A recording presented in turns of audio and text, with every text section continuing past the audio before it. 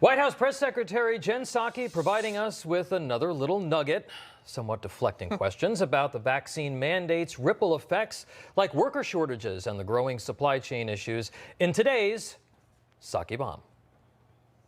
The leader of a union representing FedEx, UPS, and DHL is saying that supply chain problems are going to get worse with labor shortages right before the holidays unless the president postpones the requirement to get vaccinated by December 8th. So what is more important to this president, the vaccine mandates or fixing the supply chain as fast as possible? Well, first I would say that that is not actually what we've seen at companies that have implemented these vaccine requirements that are not even part of federal law yet. Let me just finish. I'm going to let you talk. Don't worry about it. I'm going to let you talk. Okay. So American and Southwest CEOs have made clear this will their workers will not be there won't be a labor shortage. We've seen United Airlines implement this, and as we've also said, as we work to implement these federal employee requirements, the first step is not firings. It's actually education and counseling. Counseling. All right.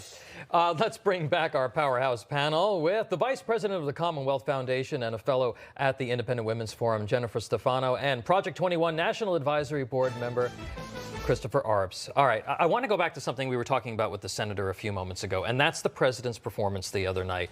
There were times, folks, when, he appeared confused, several times sort of losing his train of thought. This time was about the ports. Take a listen.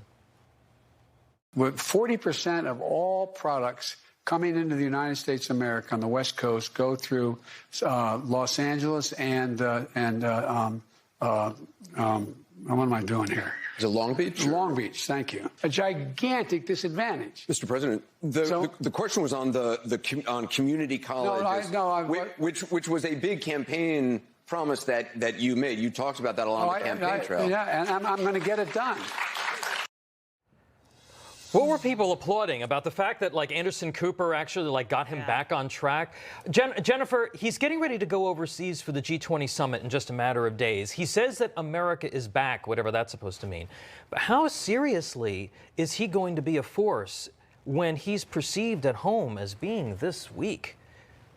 Right. And of course, going abroad after the debacle in Afghanistan, you have a very weakened American president right now, and one that he and his administration, at best, are woefully naive in the way they deal with places like China and others. I think it's very concerning. No American can take joy in watching a president stumble and fumble like that in his ability to speak, and then certainly the consequences on working men and women for his horrific policies. I mean, and for his press secretary to suggest, there's no labor shortage is truly problematic. I think this administration has many, many problems that the legacy media refuses to address. Well, and remember, though, this is all just really about, people not getting their treadmill on time or high-class problems. Yeah. Allison, you're our brand expert, okay? Yeah. They keep such a tight rein on him, and he does so few unscripted public events. If you were managing his brand, I'm putting you on the spot here.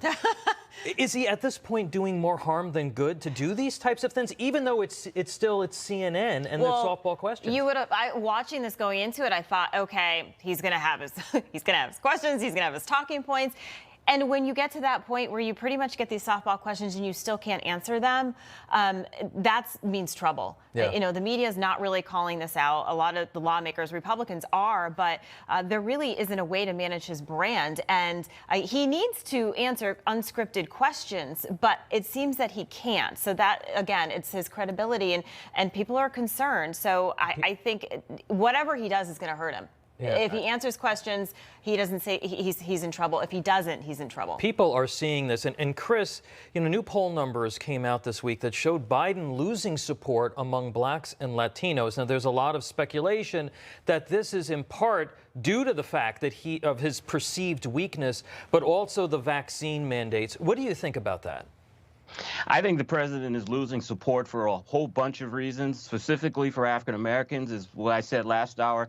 A lot of African American leaders are feeling that the president is not focused on their issues. I think that's why they did a shot over the bow to him.